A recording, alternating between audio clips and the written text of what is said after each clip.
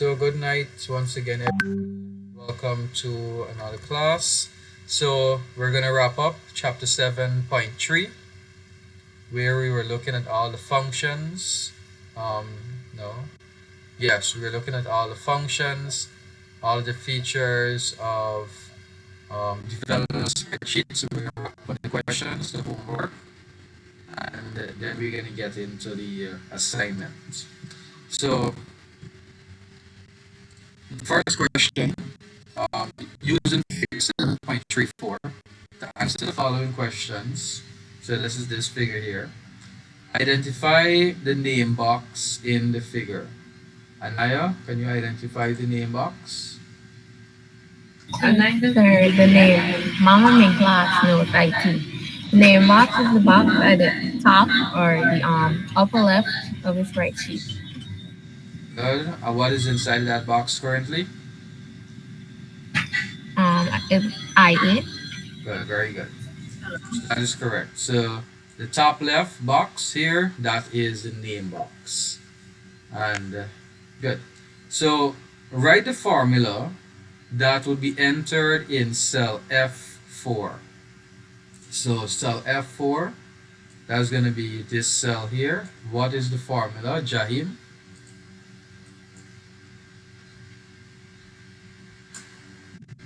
Sir, is D4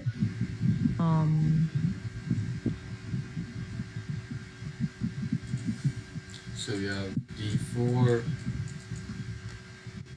Um,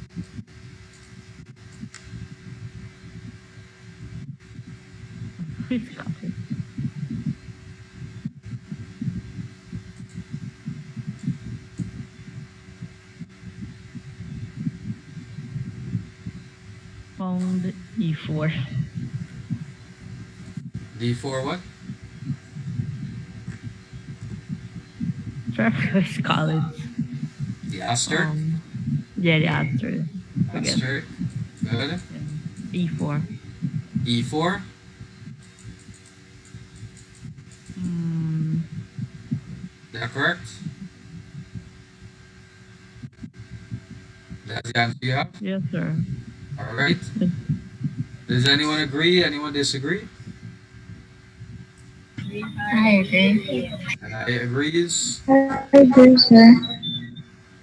Didn't quite get what Topinka said. Sir, I agree. Agree. Good. So, I'm not sure if I told you guys this already. Whenever you're creating a formula, think of it mathematically. Think of it mathematically first. For example, this 6,000. What would you calculate here mathematically in order to get 6,000? If you take out your calculator and you multiply 30 by 200, then you're going to get 6,000. 3 2s, that's 6, so that's already 600. And you add a 0, and you're going to get 6,000 there. That's simple. So with that calculation there now, you transpose it now into your formula. So equal the two numbers that you just multiplied, D4 asterisk E4, and we get our function or our formula, sorry, our formula. So this is our answer here. So if you have that, that's correct. So question number 3 now. If equal F3 asterisk 10% calculates the amount donated to charity from the classical class, write the formula for the amount donated from the hip hop class. Akila? Yes, sir. Question number 3. Um, sir, you want me to tell you the formula?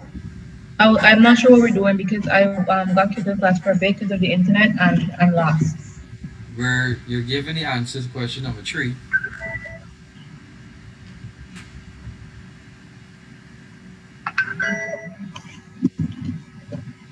Okay, sir.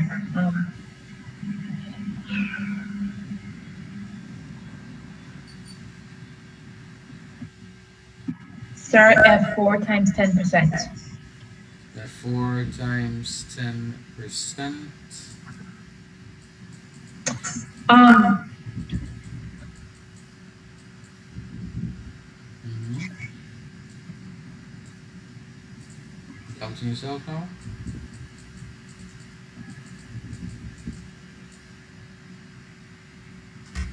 no, sir. Sticking with that final answer? Yes, sir. Alright. Anyone agrees? Anyone disagrees? Sir, I agree. And I agrees. Sir, agreed. Agree. We have Ranglin agreeing. Good. Yes, that is correct. So what the question is asking is if we do F3 times 10%, that's going to calculate the amount donated to charity from the classical class. So classical, that's in row 3. Notice the 3. I'm talking about row 3 there. And then F now is referring to the donation here, the donation of 3,000. So that's the amount that was donated here. Now, what it's asking is to write the formula for the hip hop class. So if a classical is the third row and it's F3, then hip hop class, since that is in the fourth row, and we're talking about the same thing, then that's going to be this 6,000 here, which is F4 times 10%. So that there is correct. Hope everyone has that. So question number 4 now.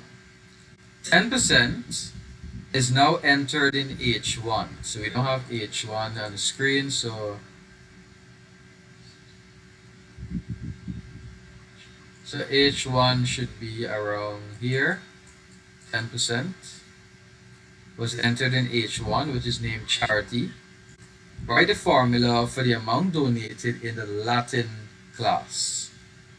That's going to be Keslin.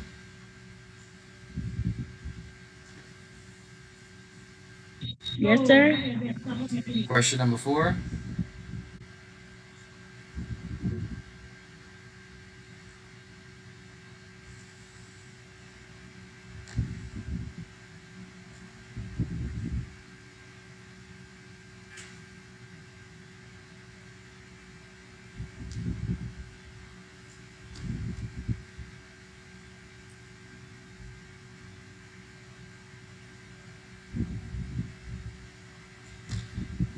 It's who Keslin messaging to get the answer.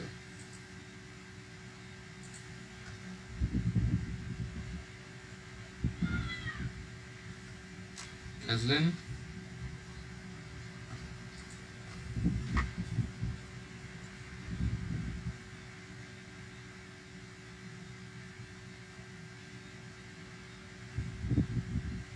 We're at question number 4.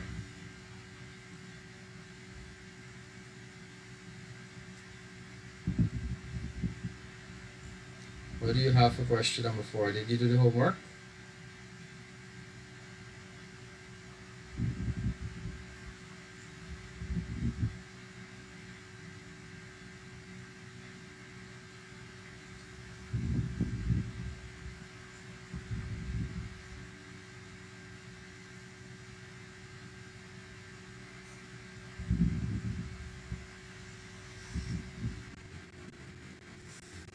It's supposed to be in your book.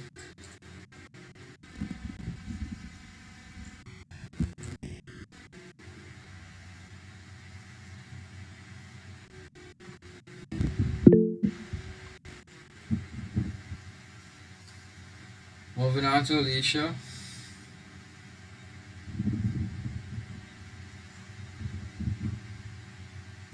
Yes, sir. We're at question number 4.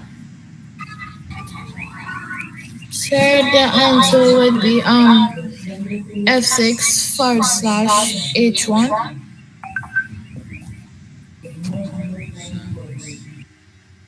What was the first part? F6 forward slash H1. F6 forward slash H1. So F6 is going to be this here. So 10% is now entered in H1, which is named charity.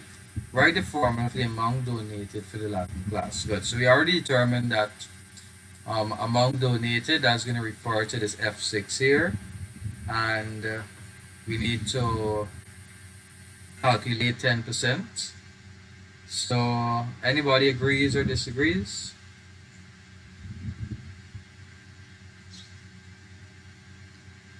Sir, I disagree. Okay.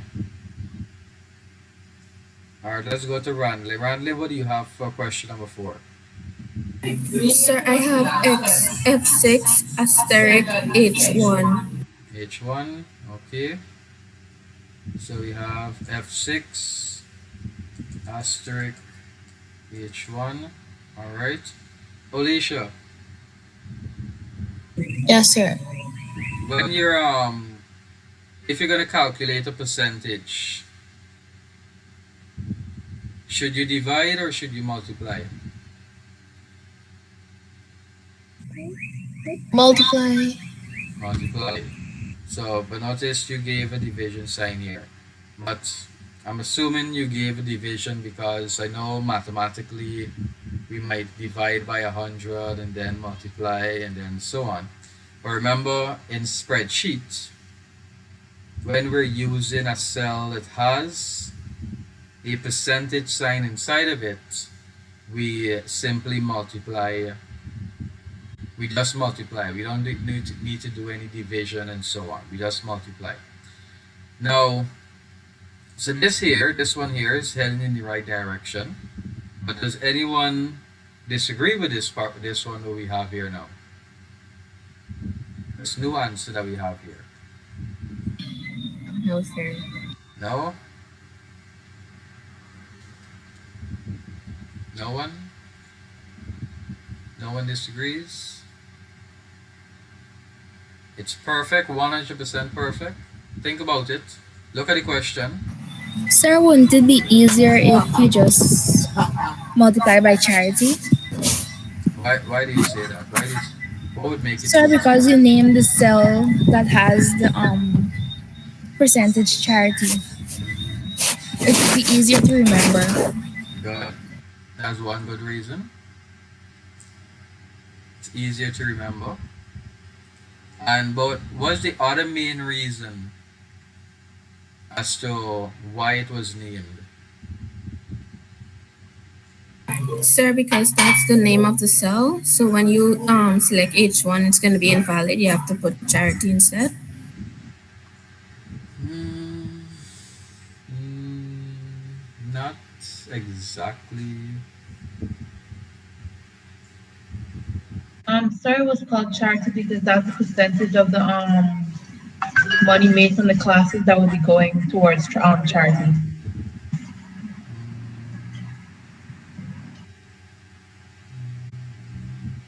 Not exactly either. All right. So we looked at this already. We talked about why we name a cell, why we name a range. That's the first thing we should focus on. Why was H1 named charity? Well, if you think about it, this 10% is a percentage that you're calculating. So it's a fixed value. So if at any point in time you want to calculate 10% of the 3,000, the 6,000, the 3750, then it's the same 10% all the time. So you need that fixed value. And when you're going to use a fixed value, you name the range when you're going to use a fixed value. Anyone remembers what type of addressing that is?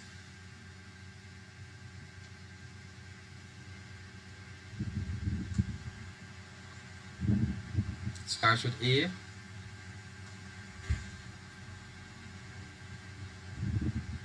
AB.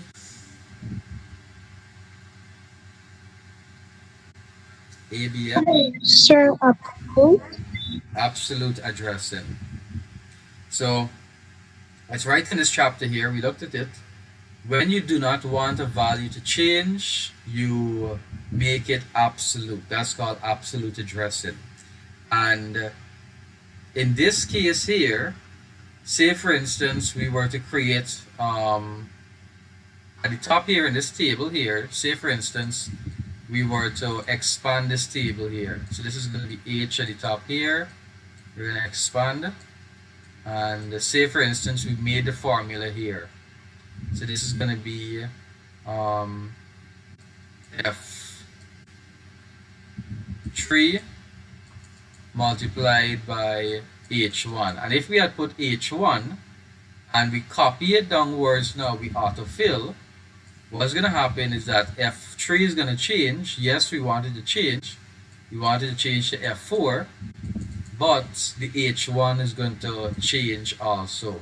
It's going to change to H2, H3, and it's no longer going to use this 10% inside of it. It's going to continue changing and not going to see that 10% anymore. So no calculation is going to be carried out, or incorrect calculations. So the more effective formula is going to use that name charity, so that when we copy in the formula, we have that fixed value of 10% all the time, so that 10% does not change.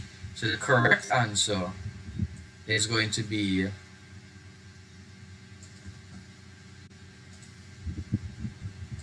equal F6 multiplied, well, that's going to be the asterisk, charity. So please remember that if a value is a single value that you're going to use constantly, like for example a percentage, a discount percentage, a VAT percentage, then that's going to be a fixed value. And we use fixed values by naming that cell, by giving that cell a name. Anybody remembers what the other method of absolute addressing?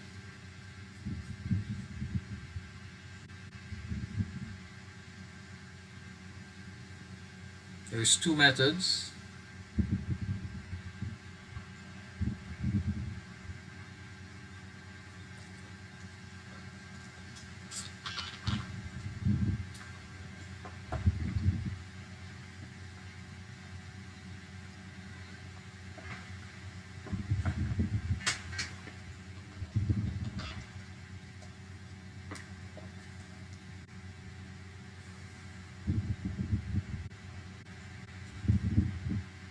No one?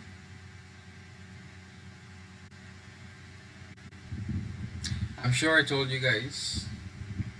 Y'all remember me telling you? Yes, sir, but I can't remember what you said. I was supposed to be making notes. That means y'all not making any notes at all.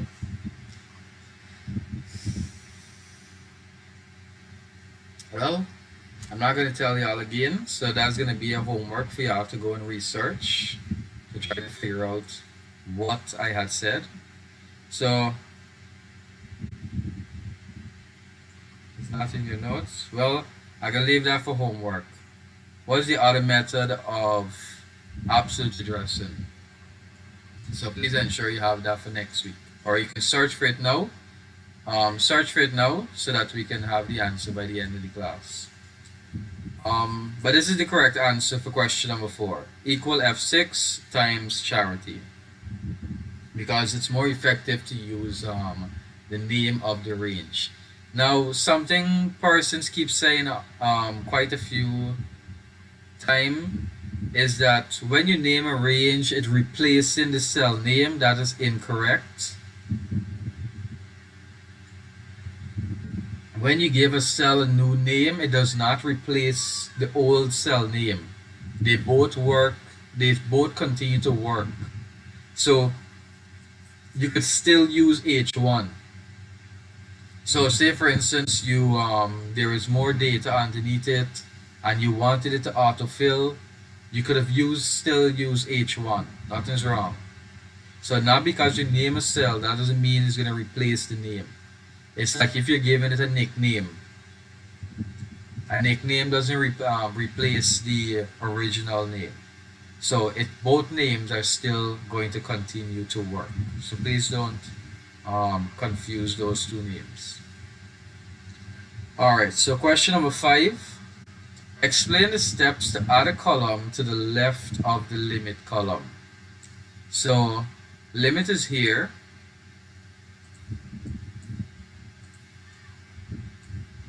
This here is limit. What is the steps to add a column to the left of limit or to the left of the E column? I think we're at Shiniko now.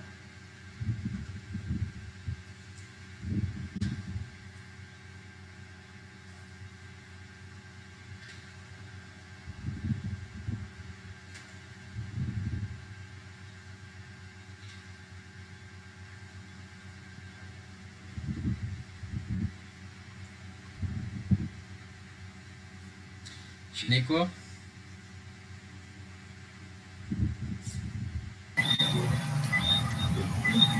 Sorry for this one. It was kind of confusing. Um, So you didn't try it on the computer and see what happens or what you should do? Starting to go in the center of it's the right side of where you want it to be, and you click and you insert, and it should appear on the left side. Okay. So where should I right click? That's the question. Where? Sorry, that's the part that's confusing me. All right. All right. So when you insert a column, think about this here. When you insert a column, where does the data move?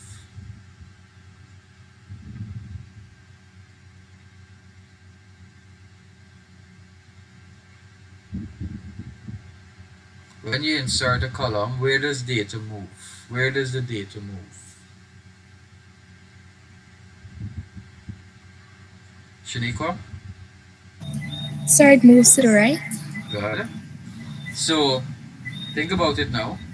If the data is going to move to the right, think about it.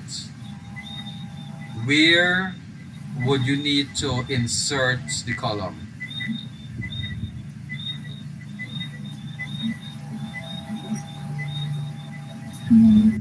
If when you insert the column, it's going to move everything to the right,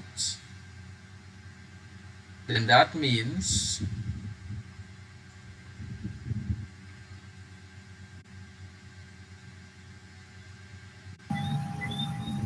Sir, you go at the end of D. end of D. All right. So the end of D as in like here.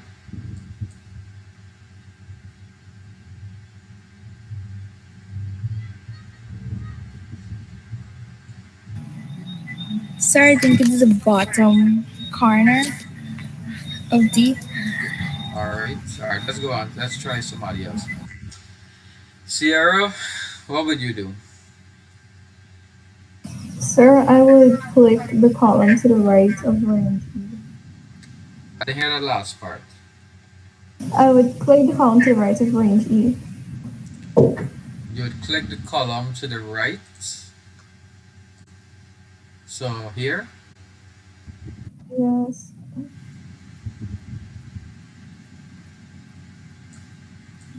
And remember we just said that if you insert, it's going to shift to the right.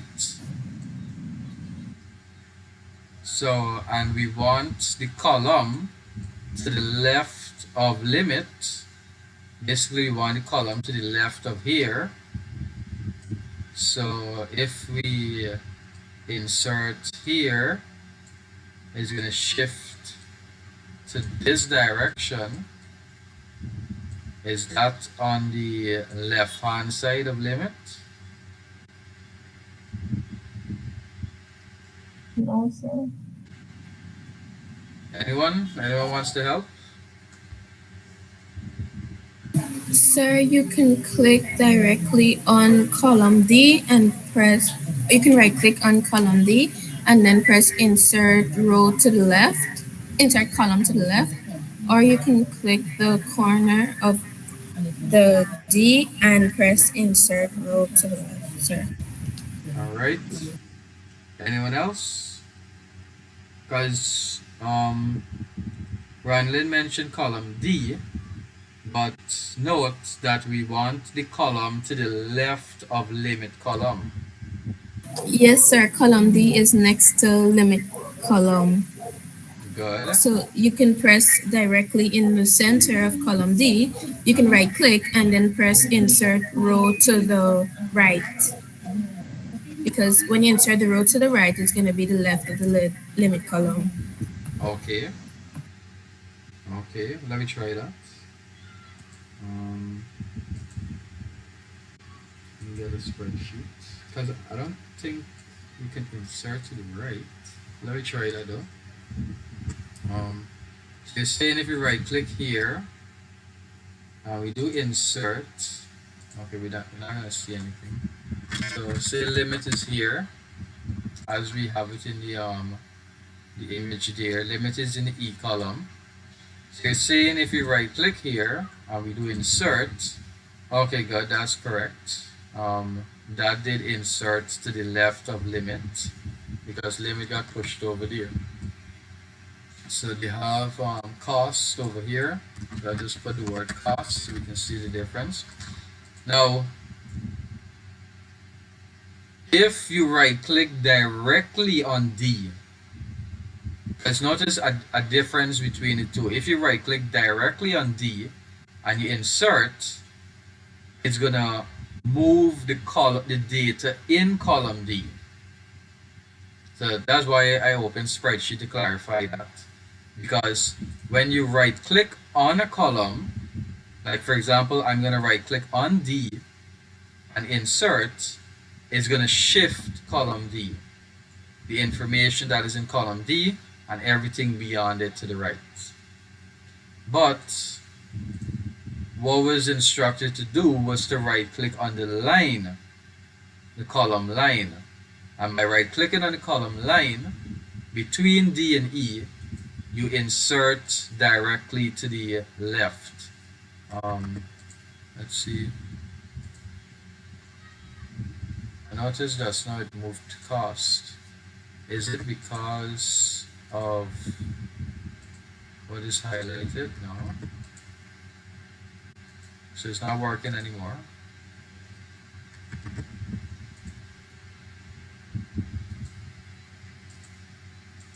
Nope, it's not working anymore.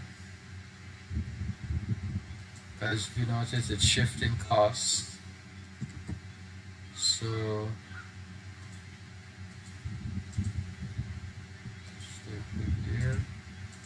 So the instruction should have been that if you want to insert directly to the left of limit is to right click directly on the E column. Right in the very center. So right click there. So remember I mentioned this here, basically where you want to move, that is what you will right click on. So if you want the E column to move, you right click on the E column because it's going to shift, put the column on the left hand side. It's going to move the information and put the information on the left hand side. If we wanted it before D or before cost, that means we need to right click on the cost column and insert there. So we're not going to use the line between. It's on the column name or on the row name. Or you could even do inside of the cell. But when you insert, you get this menu pop up here. And then you choose which one you want. If it's just a cell or an entire row or column. So going back to the question, the explanation has to explain the steps to add a column to the left of the limit column. Once again,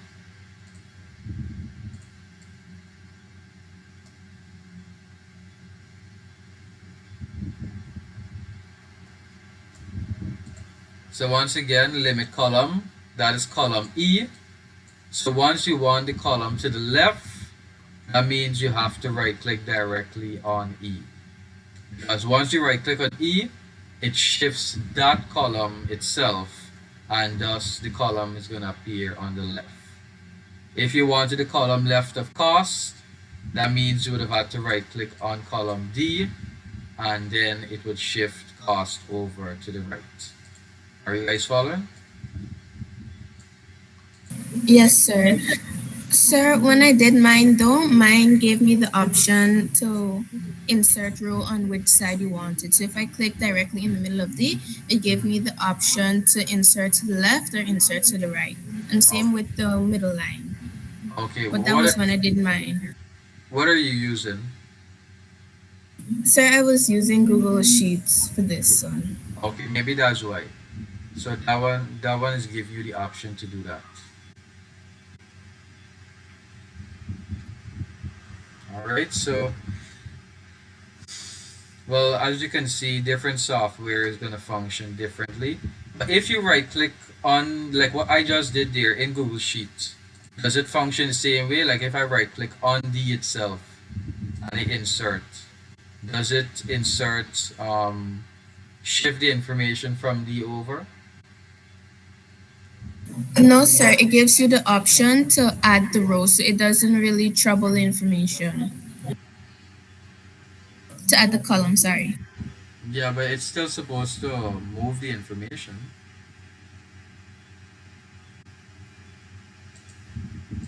It's still supposed to move it.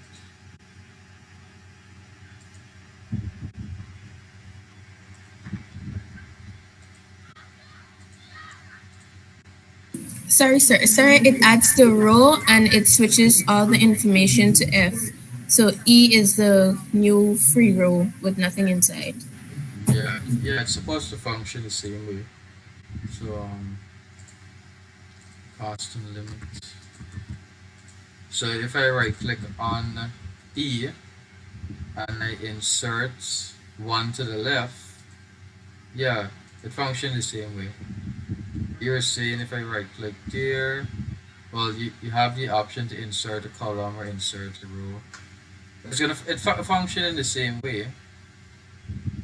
Insert column, insert row. The main thing to remember is that when you insert a column, it shifts the information to the right. So um, whatever column you insert, it has to be wherever you want it to insert. Just remember to insert it on the information you want to shift, that you want to move, or exactly whatever is going to appear before. Hopefully, that can help you to remember. So remember, column shifts to the right and row shifts downward when you are inserting. Alright, question number 6. Write complete functions to calculate the following. What is the lowest cost? Tamika?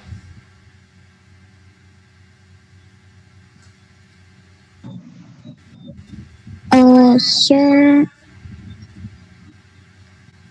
Sir min open bracket E3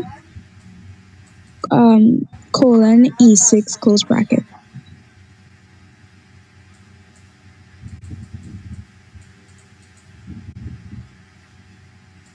Colon E. 6 close bracket. Good. So, cost. Are you sure? We're looking for the lowest cost.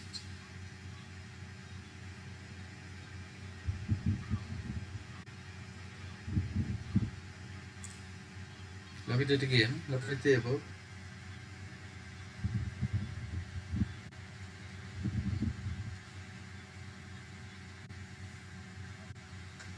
Noticing anything? Sir D3 to D6. Good. As the E column is for the limit, and it's asking for the lowest cost. So that's gonna be D. D3 to D6. Good. I'm noticing a lot of you are not saying your equal sign. So equal min, open bracket D3 to D6. Good. That is correct. So min is the function for the to get our lowest value. So what is the function to calculate the average limit now? So we're back to Anaya.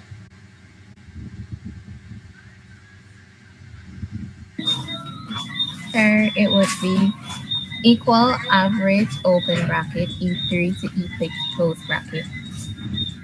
E3 to E6. Good, that's correct. So equal average. The entire name spelled out. And what is the function for the number of classes offered? Aquila?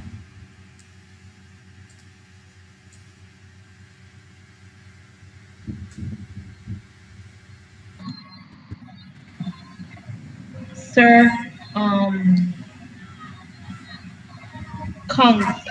the count A function, open bracket A3 to A6 close bracket. So equal count A, open bracket. What in the bracket? A3 to A6. A3 to A6, close bracket. So A3 Yes, to sir. A6, good, and we're counting the classes. Good, so classes is this range here, and those are labels. So we are going to need a count A function to count labels, to count any type of data. Very good. All of you had all of that? Yes, sir. Yes, Good. sir. So these are the correct answers: min, average, and count A. Good. So question number 7.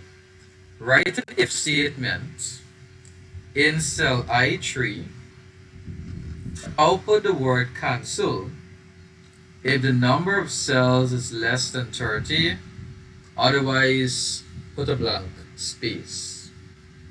So that is going to be Jahim.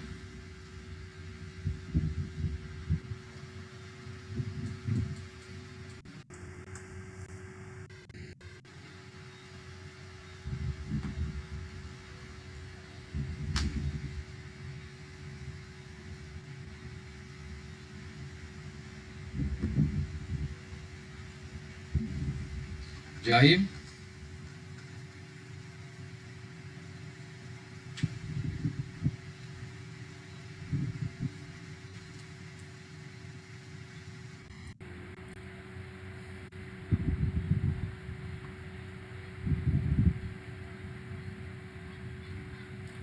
Jahim fall asleep. Keslin?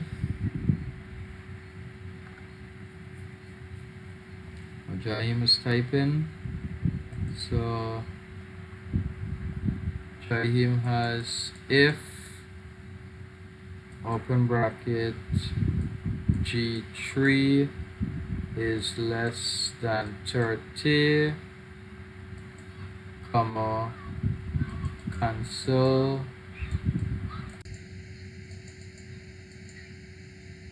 comma, quotation marks, close. Good. Anyone has anything different to this?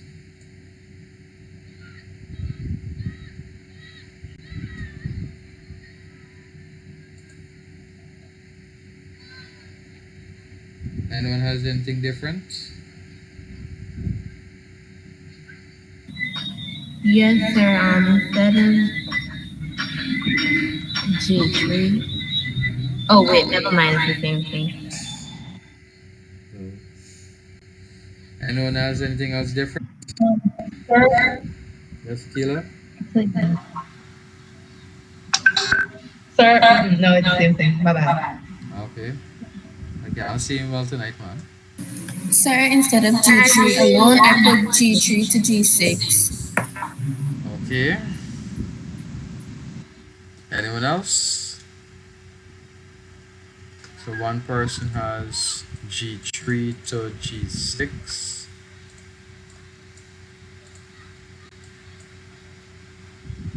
Or this presented the G. Alright, let's work with that from now. So let's talk about this answer here first. Now, um, think about it. Think about this here logically. If G, where is G? So G has 25, 8 to 1, 6 to 1, 22. Now remember this part here, the if function, it has three arguments. It has the test, it has a true value, and it has a false value. So we're looking at the test here first. Now, for a test, the question you should be asking is, can you test if a range is less than 30? So if you give a range of numbers 25, 8 to 1, 6 to 1, 22, that's like if you're telling the system, look at 25, comma, 8 to 1, comma, 6 to 1, comma, 22, and say if it is less than 30. Something like that you're telling the system when you're putting in the range. So it's not going to really be able to differentiate or to look at all these numbers and try to understand what you're basically saying. So you cannot use a range when you're running the test. You have to do it individual. That's why in the first place we have rows, so that you can put one in this row, this in another row, this one in this row, and so on, so that you can copy the formula into other rows. So when we're running a test, we do not use a range. So that's first thing to remember there. Now let's look at the if function. So remember that we have three syntax, three arguments. So we have to pull from the question, what are the three arguments that we have to put in? So write an if statement in cell I3 to output the word cancel. So right away, we have our true value. Output the word cancel. So true value, we have that here. If the number of cells less than 30, we have our test here. Once you see if, you have your test. If the number of calls is less than 30. So where is the number of calls? The number of calls start with this cell here, 25. What cell is 25? G3. So if G3 is less than 30. So that's our test there now. So we got the test, we have our true value, and now we simply need a false value. Otherwise, I'll put a blank space. I remember we already learned that quotation marks would give us blank spaces. If you leave out the quotation mark, anyone remembers what's going to appear?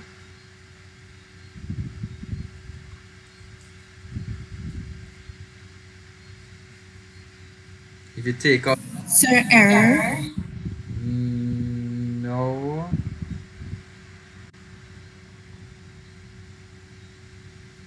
If you take out the quotation mark and the test is false, it's actually going to give you a zero.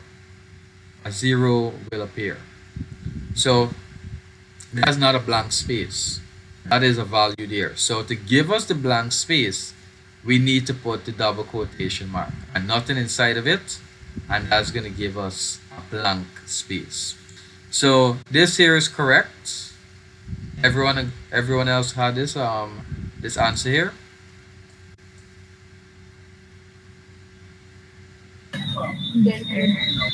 Yes, sir. All right. Yes. Good. So I hope the explanation as to how we got to that answer made sense. So if G3 is less than 30, that's our test. True value, put the word cancel. False value, to get a blank space, you need to use quotation marks, because if you don't, you're going to get a zero there. And Yes, that's it for question number 8. So when you copy the formula now, say for example you created it here, that G3 is going to be here. So when you copy it downwards, it's going to be G4, then G5, then G6, and so on. So that's why you basically won't need to use a range to do the test. Alright, so question number 8 now. If the function is in cell I3 is copied, just like you see here, the cell I4 to I6, then state the cells that would display the word cancel. So if we copy the formula, copy this if function, which cells are going to show the word cancel? Keslin?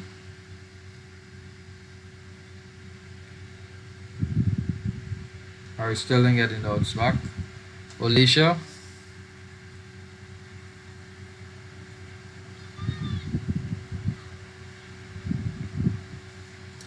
Alright, Keslin, are you there?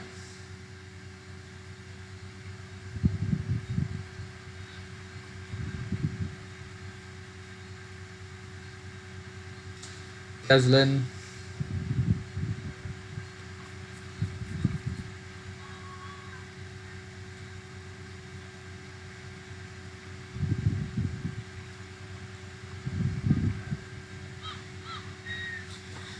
Alright, Keslin doesn't. Keslin, we need to hear you.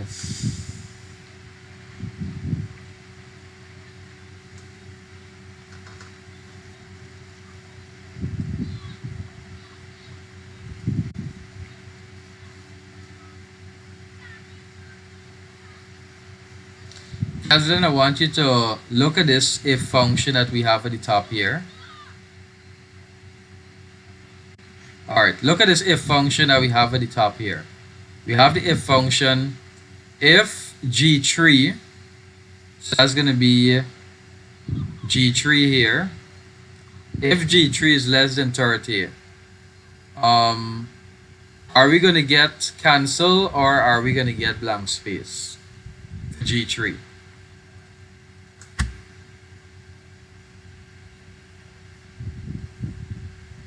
Start cancel. Thank you, Keslin. Shout out to Keslin.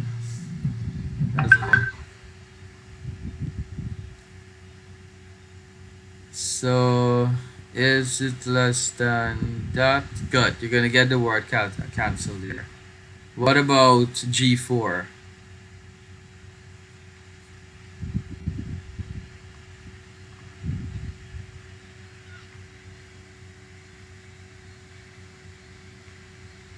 Blank space. Good. Alicia, what are you going to get for G5?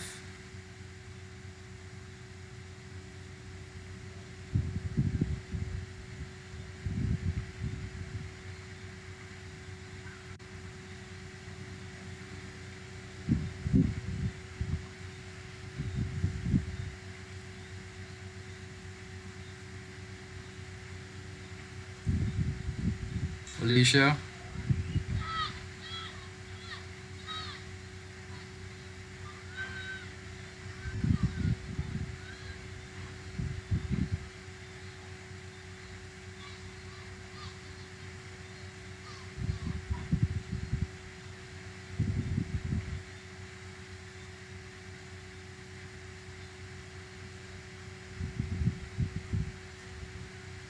Seems we lost Alicia. Ranlin, what are we going to get for G5? So for G5, you're gonna get a blank space. Good. And G6?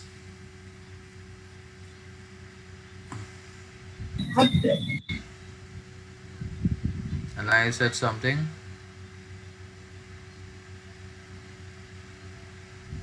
For G6, you get cancel. Very good. Cancel. Good. Seems you guys are learning. Very good. So that is correct. So it's simple. G3, the cell, is it less than 30? So you basically look at the number 25. Yes, it's less than 30. So that's true. We're going to get cancel. 81, no, it's not less than 30. That's false. So we can get blank space. 6 to 1, not less than 30. So we can get the false value, blank space, and then lastly 22. Yes, that is less than 30. So we're gonna get the true value. So we're gonna get cancel. So um, cells I I3 and the cell I6, those two are gonna give us the word cancel. Good. So our next if function, write an if function in cell J3 to output the name of the class if the number of calls is less than the limit for the class. Otherwise, output the number of calls. So that is Shaniqua. What do you have for that function?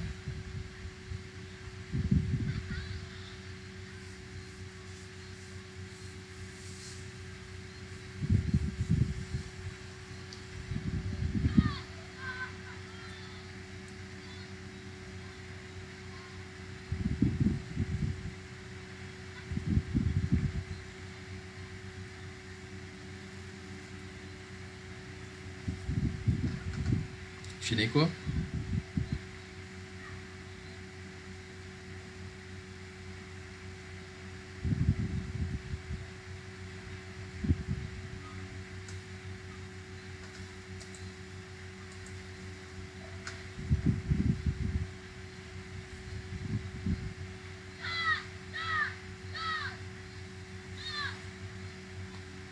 Sierra?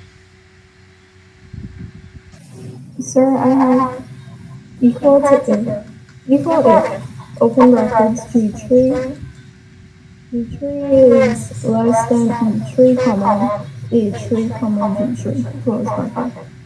Go back out over from open brackets. Open bracket, G3 is less G. than, yes, sir. Alright. G3. Sir, G, G. yes, sir. I'm assuming I wrote a G. G. G3 is less, G3 is less than E3, comma, Uh-huh. A3, A3, and E3, close bracket. What's the true value?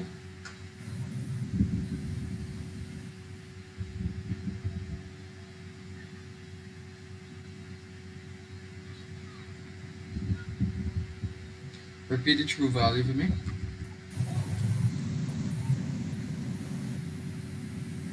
Sir, I just have if is equal to if G3 is less than E3, comma, E3, comma, G3. Can you please slow down? That's time was the true value. So false. No, what you have for your function? Tell me what's your true value to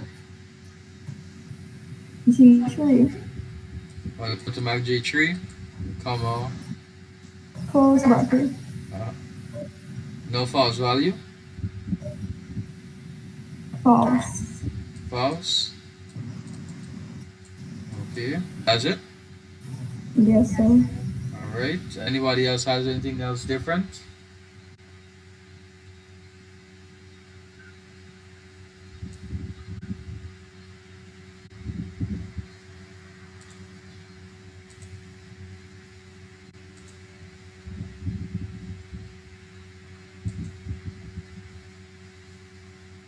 So when I was doing mine, I was having trouble with it like that. So I had to put for the true value, I had to end up putting the name of the subject itself. So I had to end up putting classic, and for the false, I had to end up putting the 25 because I was having trouble because it was putting back A3 instead of the cell A3 was putting back like A3 alone.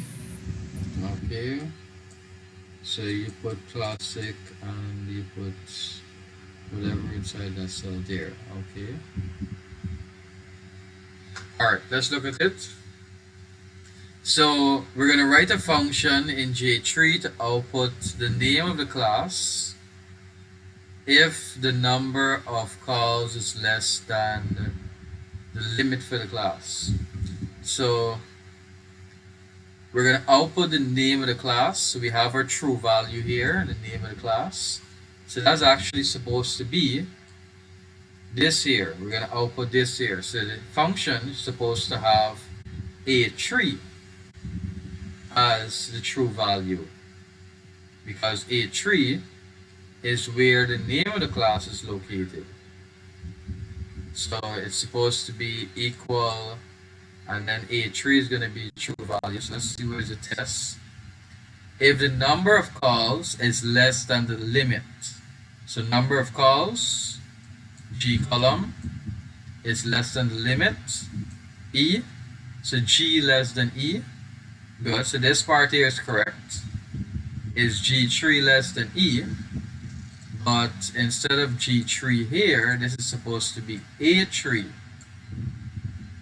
Because remember, outputting the name of the class. So that's going to be A3 here. And then otherwise, output the number of calls. So the number of calls is supposed to be the G column. So that's going to be G3. So instead of false here, this is supposed to be G3. So this is basically what your function is supposed to look like. If output the name of the class, name of the class is a true value, that is the A column. The test is the number of calls less than the limit. So number of calls is G, limit is E. So that's why we have G3 less than E3. And then that's the test there. And then the false value, otherwise, output the number of calls. Look back at the table. G is the number of calls. So G3 is the false value here. Somebody said they were having some problem with it. Yes, sir. When I put G3, it was putting back, like if it was putting back G3, not what was in cell G3. Putting back G3, now it's in G3. Alright, let's try it out and see what happens. So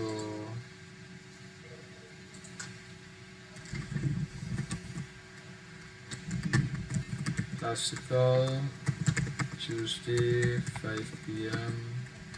150.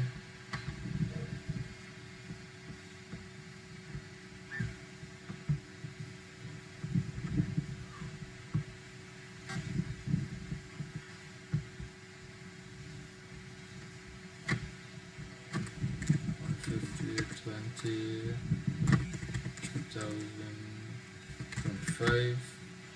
All right.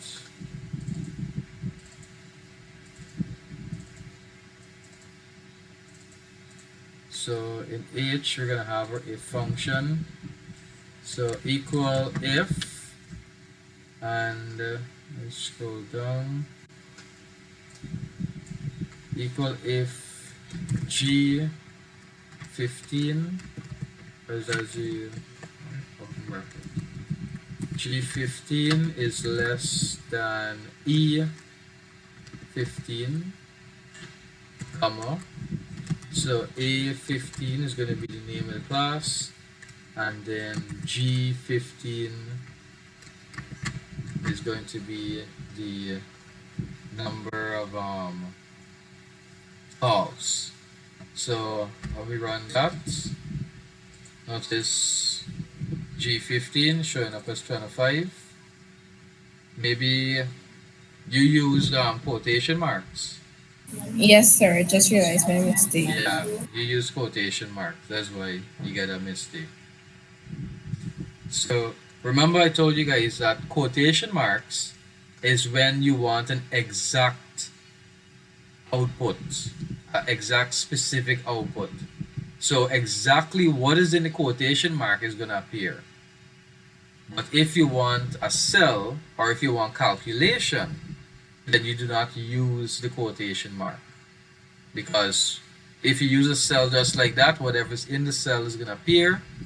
And if you do calculations, you don't need to use the quotation. So I can do A1 plus this here, D15, A15 plus D15, and I have calculations. So let me put it at the back here. So G15 plus 3000, that's gonna be F15. So I got 3025 here. So no quotation marks here. You guys clear on this question?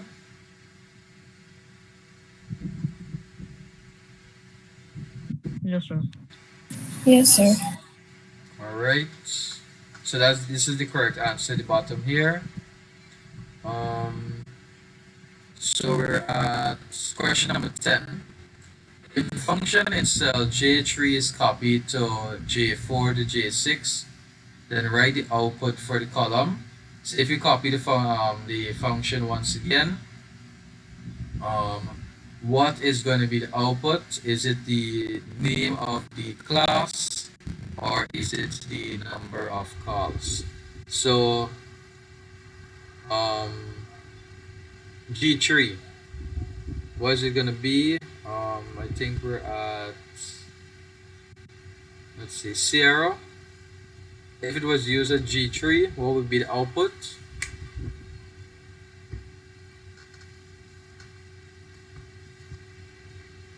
Sir, pardon me? I didn't hear that clearly. Sir, pardon me? Anybody heard that or is it just me? Just speak a little slower. Sir, I said pardon me. Oh, I'm asking if this function is copied, or say we use it at the row here, row number 3. If we use this if function here, G3 less than E3, are we gonna output A3 or G3? What would be the answer here for row number 3?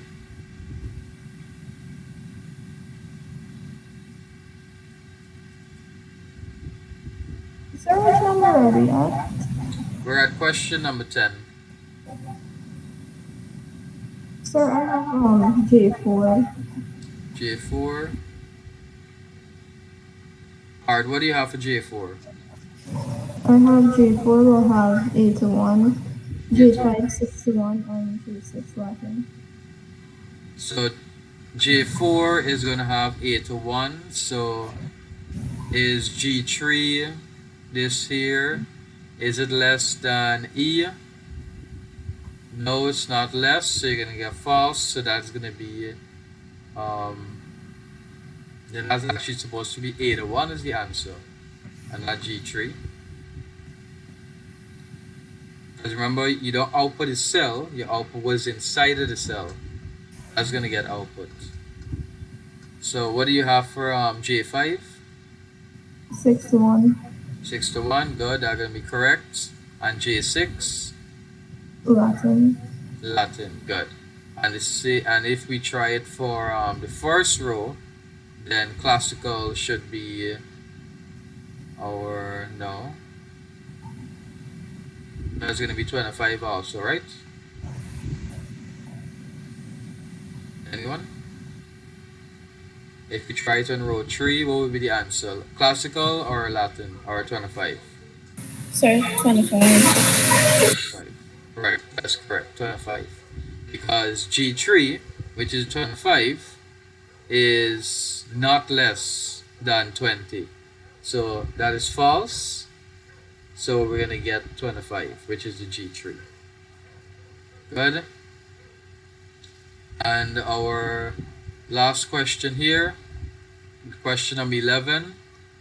State the location of the data in cell D5. Let me zoom out a bit. In cell D5 after each of the following. So what's going to be the location of D5? So that's going to be this 250 here. What's the new location? Or what is the location? If you inserted a column at B, that is here, what is going to be the location of this 250, Tamika?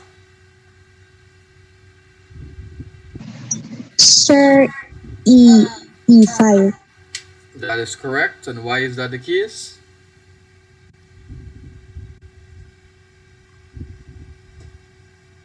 What's the explanation? Sir, when you insert the column, it shifts. Where? Sir, to the right. Good. When you insert a column, it shifts data on the right to the right. Good. B. If you insert a row at 5, what is the location, Anaya? 36. Go there back over. 36. Good. That is correct. So remember I told you guys earlier, inserting a row at 5, if you insert a row on that row, it gets shifted. So this row here, this 5 is going to get shifted downwards, and we're going to get to D6 here. Good. If you deleted a column at G, so this column out here, if you deleted this column, what is the location of that D5? Akila?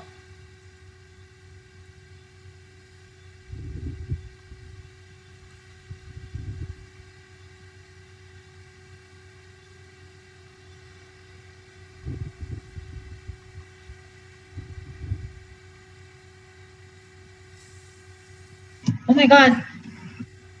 Sir, sorry about that. The mic was off. I said E5. Yeah. E5? Yes, sir. You want to try again? Sir, I'm answering A, right? No. Your answer Sir, which is one?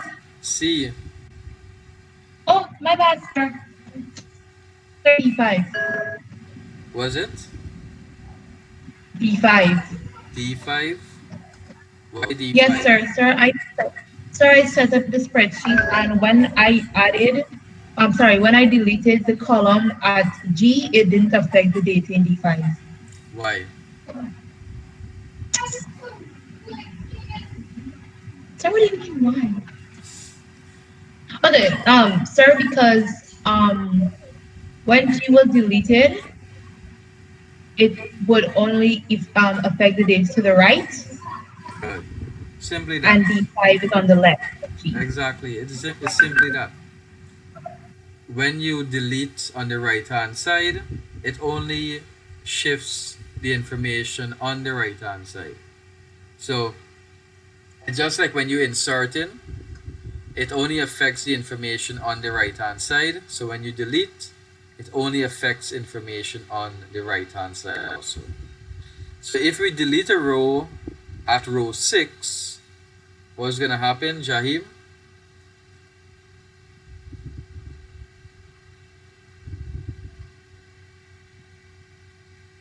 Sure, it will move it. It'll be at D6. It'll be at D6.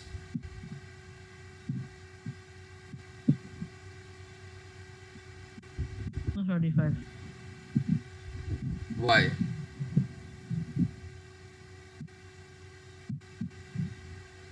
So, because if you move from row 6, it won't affect the one in D5. Why? Because 6 is below 5. No? Mhm. So when you're inserting, when you're deleting a row, it only affects information below. So similarly for the column, when you insert, when you delete, it only affects information to the right. When you insert or when you delete a row, it only affects information below. Good. So that's basically it for our homework questions. I hope you guys at least learned something or remembered something. from these questions? Any questions on the questions? Anything you want clarification on before we close off?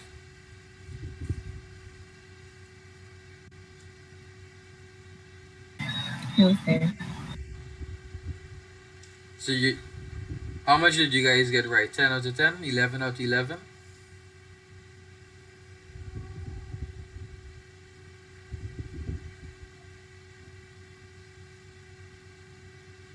Or 5 out of 11?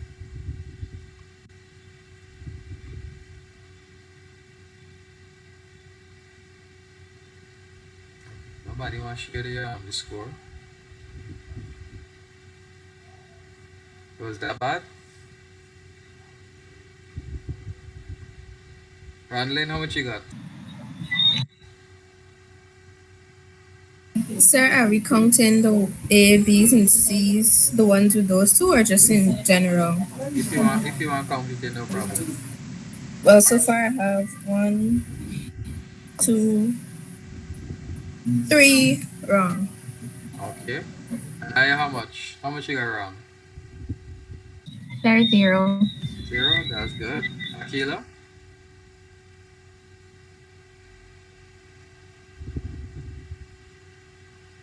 Still muted. Shahim? I didn't get any wrong.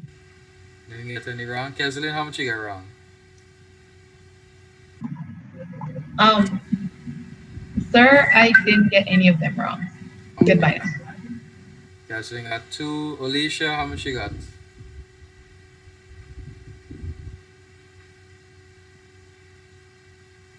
Sir, I got one wrong. The one with number four. Okay, number 4. Okay, good. That one is a little understandable. Shaniqua? Sir, one wrong. One? Which one? Sir, number five. Like I understood how to do it, but not how to explain it. Okay. Sierra? Sir, I got three wrong. Which 3? Number four, um, number five, and I think number nine, I think. Okay. And Tamika? Sir, one wrong. Which one? Sir, the one I answered. I got one answer, but I put down a different answer in my book. Which question was that? Sir, number three, number 6A. 6A? Okay. Oh, Yes, sir. alright. Alright, so once again, remember when you're naming a range, both names are still usable. H1 and Charity, both names are usable. But remember, we use the name range for absolute addressing because you want it to be absolute, you want it to be a fixed value. Because remember, when you copy a cell, the cell changes. So in this case here, for this percentage, you don't want it to change. So you want it to remain absolute. Anybody checked what's the other method to do absolute addressing?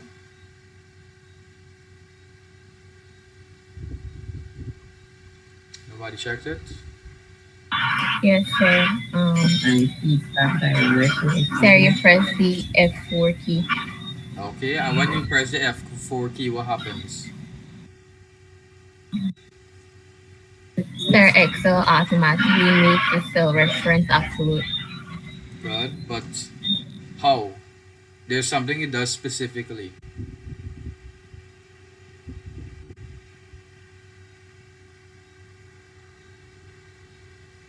Or you didn't read all of that.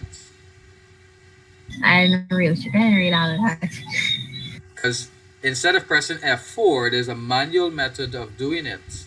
Um, so, for example, this H1 here, you put a dollar sign before the H1, before the H, and another dollar sign before the 1. Didn't I show this here? Oh, you guys don't remember me telling you this. I remember you saying it. I probably missed it, I guess. Okay.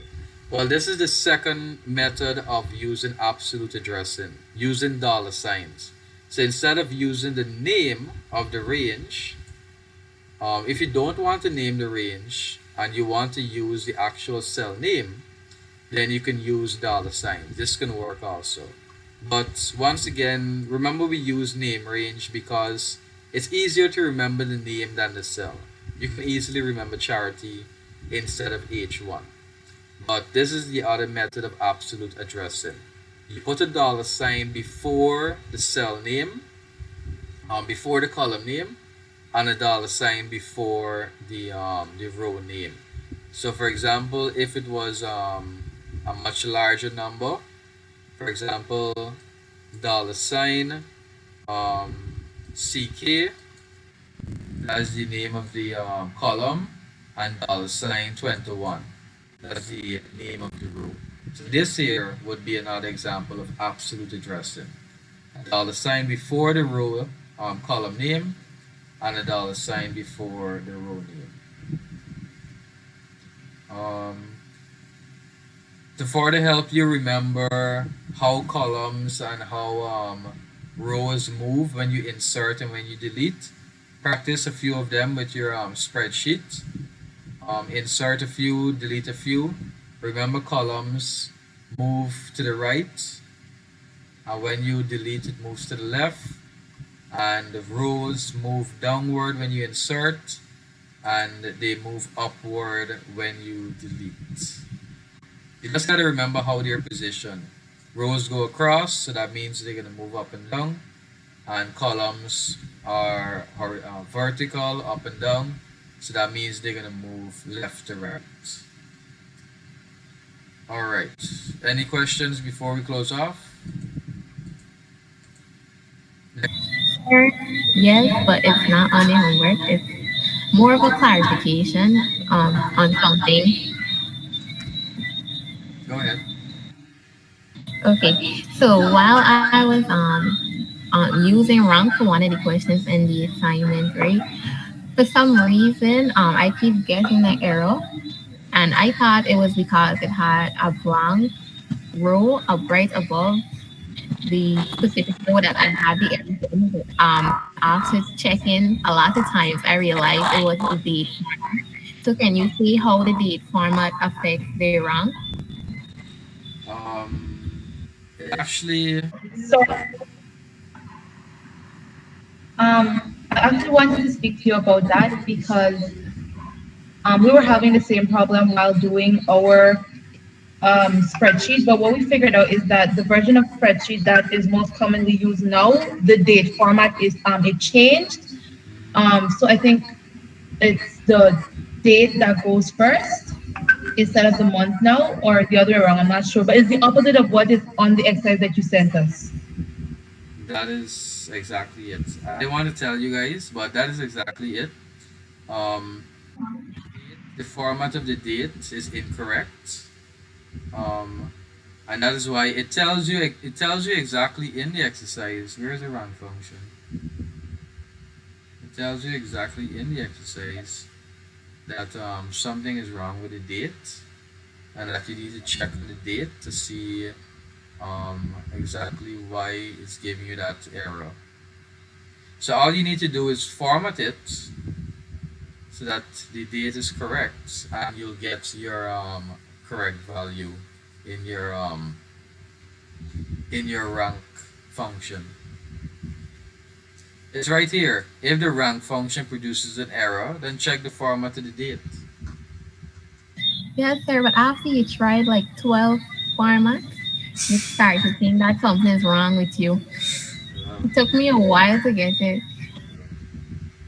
well, that's why we also that's why I mentioned um, we had it. We got next week. We'll do the presentation of it. So all of those errors and mistakes and little glitches, it's actually part of the exercise because it helps you to understand the concepts a little more about formatting and designing and inserting and all of that.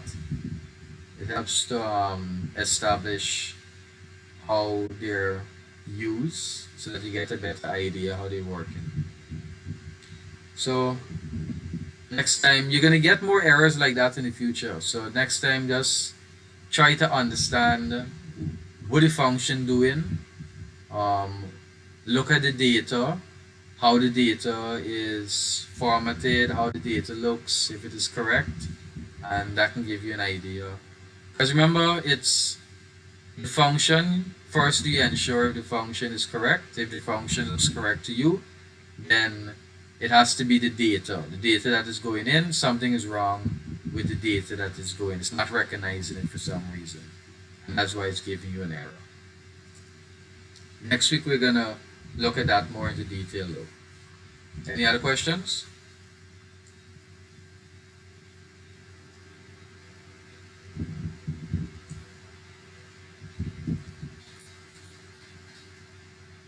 Alright, questions going once, questions going twice. So remember next week we're gonna have presentation in the same groups. I hope the same groups are attending the same days. Hopefully, we can see what happens next week when it comes to that. So if no questions, I hope you guys got all the correct answers. So we took note of the answers that you got wrong. Hope you learned from it. So if no questions on anything we learned from tonight, we're gonna end here for tonight. Enjoy the rest of your night. Okay, sir, you too. Bye. Goodbye. Goodbye.